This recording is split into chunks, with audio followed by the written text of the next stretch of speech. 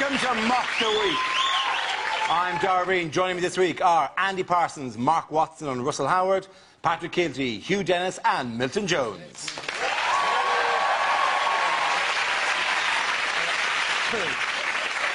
We start with a round called Headliners. Here's a picture of Leader of the Opposition, David Cameron. But what does TLEC stand for? Is it Tories launch exfoliating cream? Where would you put it? Or is it the Top Man launch Eton collection? Or is it just simply Tosser leading everyone to catastrophe?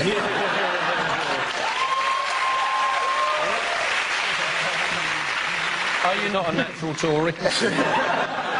Or is it Tory launch extremely Caucasian? I think the people he's shaking hands with are that actual size, and it's tiny little elf convention. The elf vote is just screaming to me. It's enormous. It is ironically, it's an enormous vote. Is it tits, lips, eyes and chin? Everything he's got done in the poster. Is it his full name? Tarquin Linus Edwin Cameron. What's weird about it is, and this isn't nothing to do with the initial, he appears to be in black and white at the front of the photo and in colour at the back. He's like the Wizard of Oz. He's like in black and white until the election, whereupon... the King of Munchkin Land. I know the answer. It's Tory leader effortlessly camp. Does anyone give it something approaching the correct answer? I think You're the sensible one. Tories launch election campaign. That's close enough. Genius. Well done. That's good.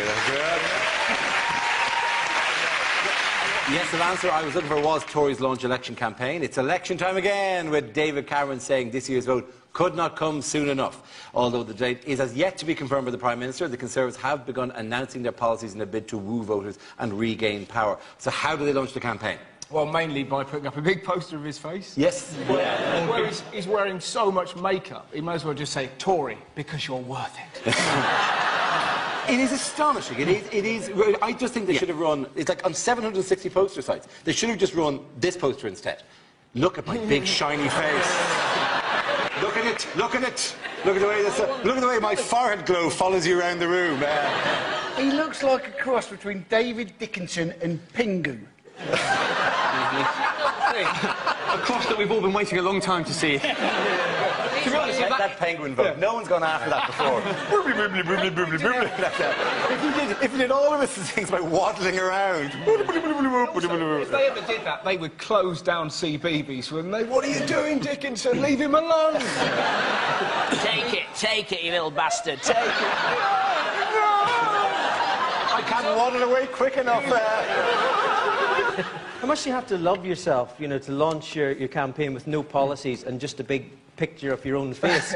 You know, we kind of now know what both leaders are going to say to us. Gordon Brown's going to say, don't trust the Tories, they'll put up taxes. And basically David Cameron saying, don't you wish your girlfriend was What you have to remember is that Cameron was in PR. I mean, I was 12 years old when I had a paper round. I'm very... It's a poster. He's trying to sell it. He's trying to sell it on the NHS, isn't he? That's the image he's got. It's all about the NHS. And now I'm slightly worried that Gordon Brown is going to have a poster about health as well, with a big picture of Gordon Brown, and then next to it, catch it, kill it, bin it.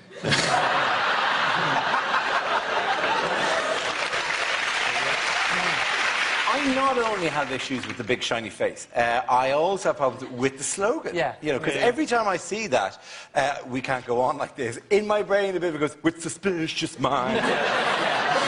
It's also, you just get the impression that he's very nicely, hey, I'm Dave, come on, yeah, whatever. And then as soon as he wins, Thatcher's just going to regenerate. So send me to Wales! I'm going to finish what I started. Does he not look a bit like a hypnotist to you? Yeah. The more we have this picture up, the more I'm becoming convinced we can't go on like this. Somebody must cut the deficit, not the NHS. Who can do such a thing? I think, though, that it should actually say, I can make you thin. His eyes are shinier and his hair's sleeker, but it's not necessarily an airbrush. It could be he's eating pedigree chum. I mean, his coat is more glossy. Essential minerals are good. So you should see him running through a field and over a wall. It's incredible, man. He's youthful and dynamic. Although sometimes he just rubs himself on the carpet in the House of Commons. That would be very funny if there was, like, you know, and we're cutting to the Prime Minister's question time and he's just dragging himself. Sorry about this. I really have to get to a vet at some stage. But I wonder, you know, all this still trying to woo the middle classes. Are the middle classes that angry? I haven't seen the middle class demonstrations, you know. What do we want? A Volvo estate. When do we want it? After the holiday in Tuscany. Sorry, should be moth just died. In the rafters. So it's just one piece of confetti came down. A very, very cheap wedding is taking place. It's a note from Frankie. Hurry up.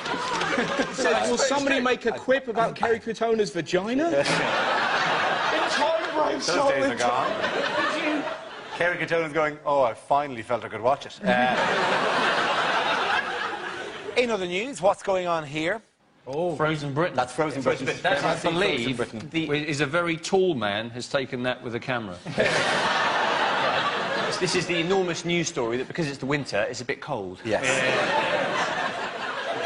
Absolutely amazing. For 2 weeks, all the news has been, tonight, still cold. What I love about it, though... Really? Well, I didn't realise. But what's hilarious, but they insist on putting the weathermen in the snow. It's like, it's really cold, we can see that. It's really cold. They never, when it's hot, they don't put Michael Fish in a mankini. It doesn't... I always say that, don't they? It's difficult to tell whether it's going to fall as snow or rain. Yeah. And surely the clue is in the temperature. If it's -1, you're thinking, well, go for snow. That'll be my guess. If it's white, it's snow, basically. Technically not true. Sorry, being the There he dumbest man goes. in the world. I'm afraid I did a geography degree. It has to be above freezing to snow. Otherwise it falls as sleet. Yeah, it doesn't. If it's below freezing, it won't be snow. KFC were very helpful. In all the meals that they had, they put in a little sachet of salt. Shake on the ground. The lack of salt was such a Daily Mail reader's wet dream, wasn't it? There's no salt! There's no salt! Do you know what? They've spent it all like Muslims teaching them yoga. I can't get up my drive, but Osama bin Laden could do the lotus. It is sad. There is a kind of a, you know, the transient nature of life, though, about the snow, because it arrives and it's all stunning, gorgeous, and it makes that lovely crunchy noise, and it slowly recedes into horror, and it's just like a one-night stand that she never leaves. Did you not feel, in the snow there, did you not actually genuinely feel a little bit sorry for 4x4 drivers? In that, for the first time, they could justify using them on the school run, and then they closed the school.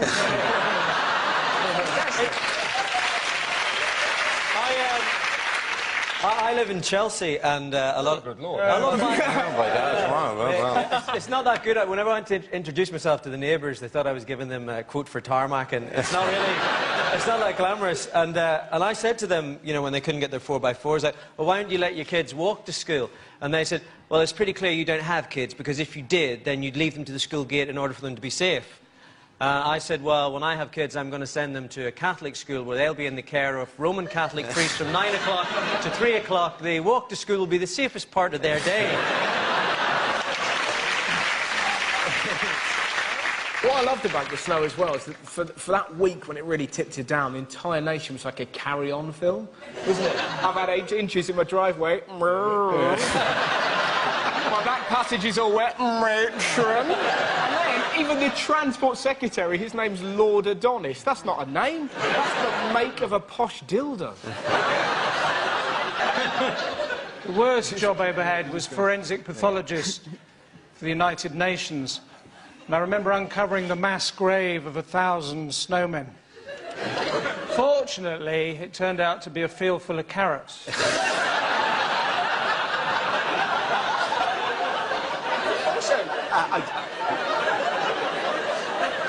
What's great about it? But it's like Milton, every so often, it's like this hilarious granddad that just wakes up. I did notice when a lot of people start off driving without finally clearing all of their windscreens. It's fun, and they try and find a little bit that they can actually have a look at. I saw one bloke driving on the motorway, right? He was craned like this, he had his window open, he was squirting de-icer on his windscreen at the same time, and on the back of his vehicle it said, "How am I driving?" At the end of that round, the points go to Russell, Mark and Andy. Now we play a round called Mock You, I Won't Do What You Tell Me. This game involves Milton, Mark, Patrick and Russell, so if you could make your way over to the performance area, please. This round is a stand-up challenge. I launch the wheel of news, and wherever it chooses to stop, one of our performers must step forward to talk about that subject. The winner is whoever I think is the funniest. OK, here we go. Our first topic, please. And it's travel. Who wants to come on that? Mark. I think the thing with travelling is it's often quite hard to make yourself understood. I was in South Africa recently, and the way they talk there, that's not even the joke yet. I literally went to South Africa, all their vowels sound the same. So a word like cigarettes, it sounds like secrets. I was there, this guy's going, "Give me one of your secrets. Can I have one of your secrets?" Look, well, I once masturbated in a library.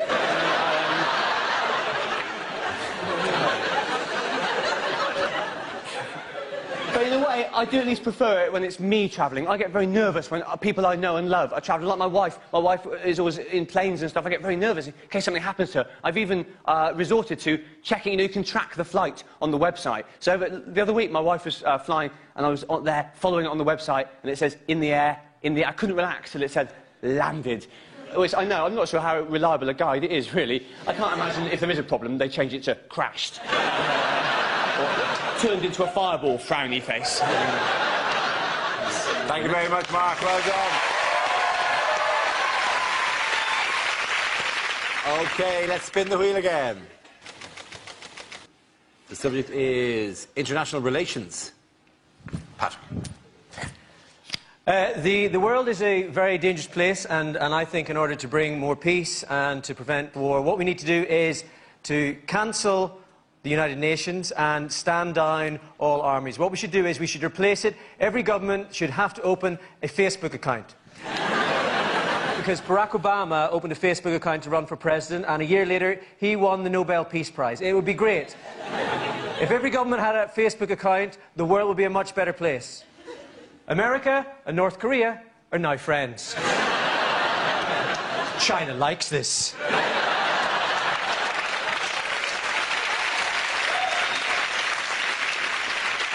Hezbollah has poked Israel. The people of Palestine have written on Israel's wall.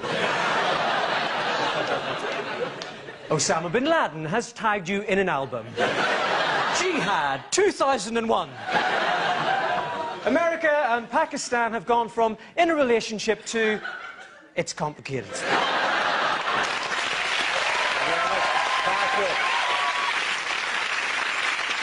OK, that leaves us Milton and Russell. The next topic, please. And it's etiquette. I'm quite a socially awkward bloke. Oh, thanks for laughing at just that. I saw a girl on a train recently, and she was eating a yoghurt, and for some reason my brain thought it would be a good idea to go, "You know, that's very good for thrush." She'd suddenly go, "Oh, sit down, stranger." I can't help it. I drift in. Like, I was at a museum the other day. Everyone said, "Don't take photos," and I was taking a photo. A 9-year-old girl arrives, goes, "What are you doing?" "I'm taking a photo." She ran off. "I'm off to tell the man." Now, the last thing you want to be doing is chasing a 9-year-old girl across a museum going, "Don't tell the man, don't tell the man."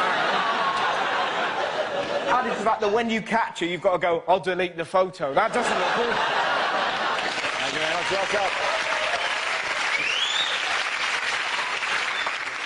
OK, Milton, let's see what you've been left with. Let's spin the wheel. And the topic is health. My sister's got hay fever. Now she's got diabetes, so I tried to cheer her up, you know, flowers, chocolates.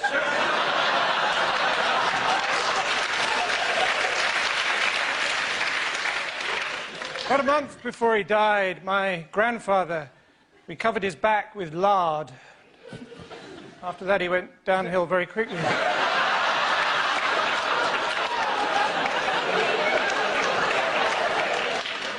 Recently had bird flu, but it's all relative, isn't it? You know, if I had rabies and you offered me bird flu, I'd bite your hand off.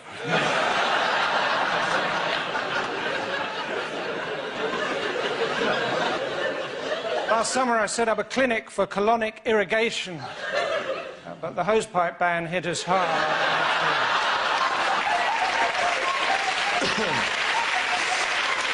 Very much so. I think the points have to go to Milton and Patrick. Give a round of applause. The next round is called If This Is the Answer, What Is the Question? On the board are 6 categories. Patrick, which category would you like? Transport. OK, transport it is. The answer is 35 seconds. What is the question? Is it how long regular viewers to this show will take to turn over when they realise that I'm sitting in Frankie Boyle's seat? I know the answer. What is a bad sexual nickname? Is it what is the age of consent for a mayfly? Is it, if you try and Google Tiananmen Square in China, how soon before you get a knock at the door?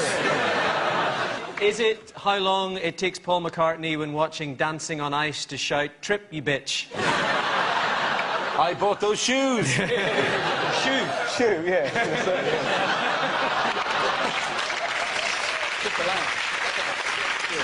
Is it due to the BBC cutbacks? What is the new name for Just a Minute? Is this one for the Radio 4 fans? Very nice. Is it the length of time between Peter Mandelson's heartbeats? Is it how long you can watch TV for before someone goes, "Go compare"? Is it how long does it take Jordan to get over a relationship? The answer is this is going to be how long it will take for the new scanners to scan you. Yeah, that's absolutely right. Well done. Thank you very much, Russell. Yes, the question I was looking for was how long will it take passengers to be scanned through the new airport body scanners? This is the announcement of the controversial new security technology due to be introduced to airports around the UK. The process has already met with considerable opposition. Why are they controversial? Because they'll see me naked, Dara. It's because we'll be able to see people's willies. Yeah, that is essentially What do you want to be blown up, or do you... Look, the people... Look, when it's hilarious, people go, "Oh, my God, it'll attract perverts." Not unless you're into ghost porn. Is that a man or a woman? That's Casper. That's Not only, though, are you naked, but you've got to do the Macarena at the same time. But the public outrage about it is extraordinary, isn't it? It's as though that, you know, the papers seem to think that this machine has been programmed, so every time a woman goes through it, it goes, "Whoa." If it doesn't go beep, it just goes, "Ding dong." I mean, because you can see that. You can see where he's got a wallet, a belt, some change, a pen, and a weird thing across his chest, which I get that checked out, to be honest. A surgeon has lost something inside that man. He also appears to have only 2 bones. He's also weirdly taller from the back, which is... That's harsh, isn't it? You don't really want people looking at your wobbly bits, do you? No. There they are going, "Oh, this bloke's looking nervous as he comes through. Is it that he's carrying a bomb? No, it's a cold day, and he's a bit worried about the size of his knob." They may open a region just before the thing, a kind of fluffy zone, and you can take a few moments and stave off the cold. Just prepare yourself. Just like a... How long will it take before stag parties just start taking Viagra before they get to the airport? Just for the crack. Is there a serious point that that you've got to look at the ongoing war on terrorism and say, if we now have to show our genitals to a man in a box before we go on our holidays, I think they've won. Well, you see, Darren, probably the bit where they've won. You know, the thing is that human rights activists hate these new scanners, but, you know, on the flip side, women's magazines will love it. It'll be, "Get the airport body scanner body you deserve." And, you know, people are going to be so self-conscious, you're going to have to get Gok Wan out to Heathrow, giving people rounds of applause to get them through. It's like, come on, sister, you can do it.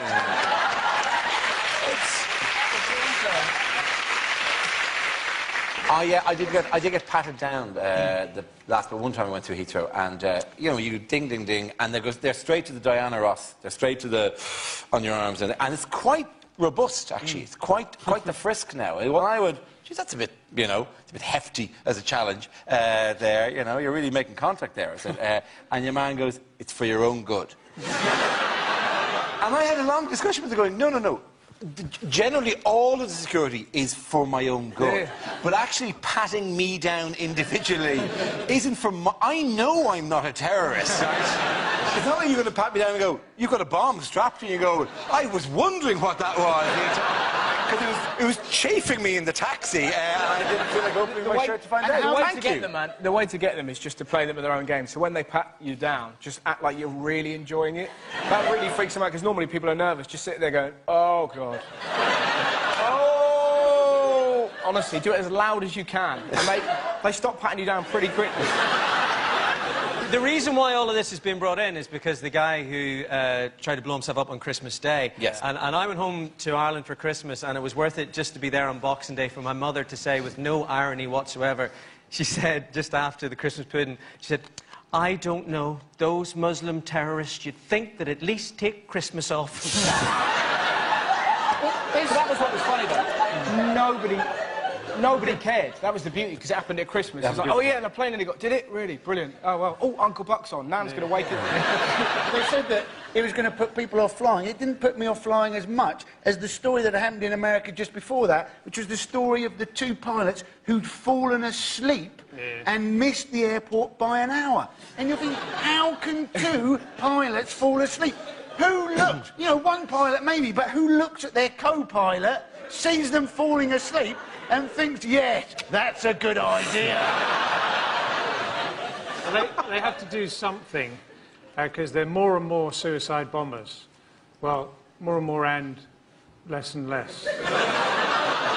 The thing about, I think his name was, Umar Farouk Abdul Muttalab. He was Charlie. He was not only on a list, he was not only identified as a possible terror subject, his father had alerted the authorities to the danger that his son had been converted to jihadism. And the only reason apparently they did is because his father is a former director of the First National Bank of Nigeria. And presumably when they got the email that said, "I am a director of the First National Bank of Nigeria, I have some information which may be valuable to you," there. They just deleted it. Have you seen the latest thing that they're using in this country? Body language. We're having body language to check whether they're a terrorist, as if anyone's going to be walking along with a moustache going, "Ooh, ah, ah, ah, ah." But apparently, this is it, man, right? If we do this... Is that a meerkat terrorist? It's a meerkat terrorist, Yeah, no, that's great. And then he plants the ball and goes, "Simple." You see this, right? Apparently, this means you're lying, this means you're nervous, and if you go like this, it means you've got a bomb up your arse.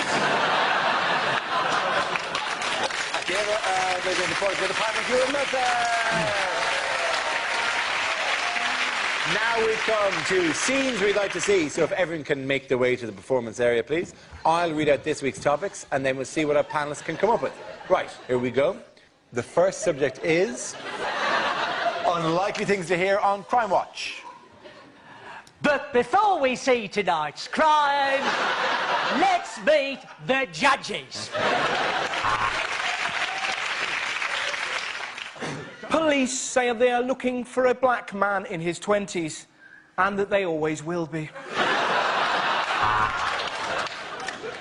Do you recognise this man? Thought not. It's Nick Clegg.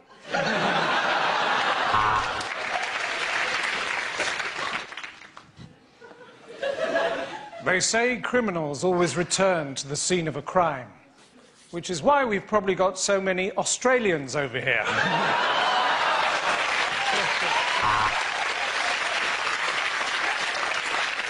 Coming up next week, we'll be trying to solve the murders of the people who phoned up giving information on criminals this week.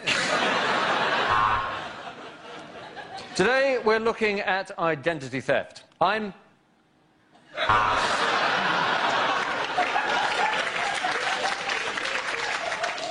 All the victims are deaf, dumb or blind. These are senseless killings. Baffled police are appealing for help. Do you know where Wally is? So, if you're being interrogated by the police and they're recording the interview, just make sure that every so often you go, ow.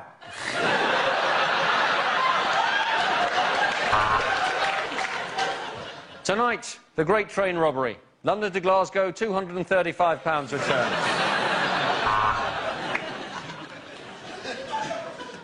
Tonight, we're looking for the man who keeps on burgling my home every time I present this programme. I don't work with a crime watch. I'm your host, Ray Winson. Leave it, you slag! Don't go camping in the countryside. We noticed that whenever the police find a body, it's always in a tent.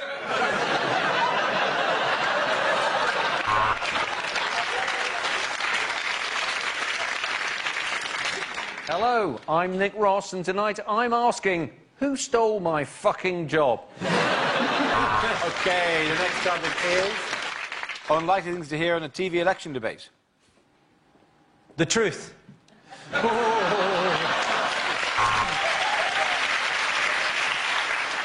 Labour, ready! Tories, ready! Bring on the wall!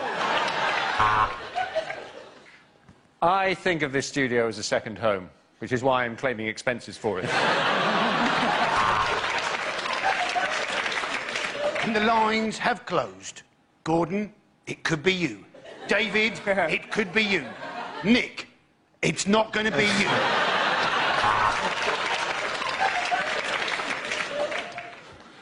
We in the Tory party are going to give the north of England a huge boost, and then all the people can come out and lick the chocolate off it.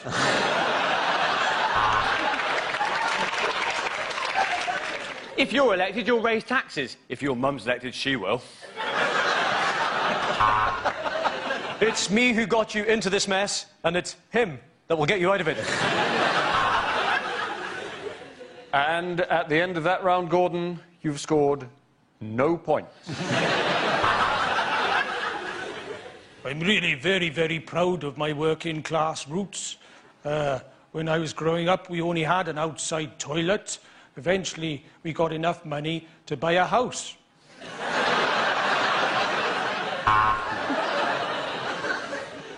Cheryl, tonight you're going to be mentoring the Lib Dems.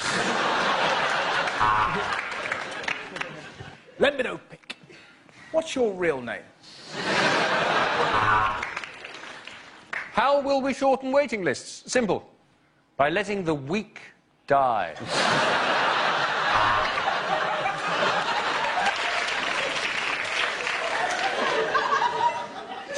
Hello! I am the Messiah! And the Queen is a biscuit!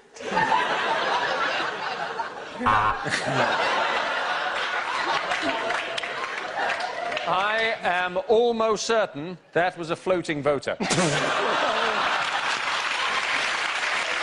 The end of the round, the points go to Patrick, Hugh and Milton.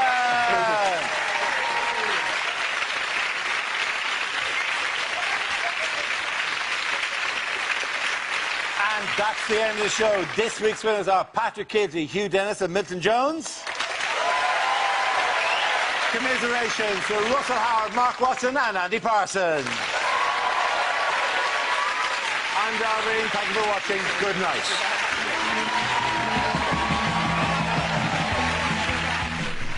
More comedy to come on BBC Two. Ramsey Nesbitt's a happy man. He's back on the box after 10 years.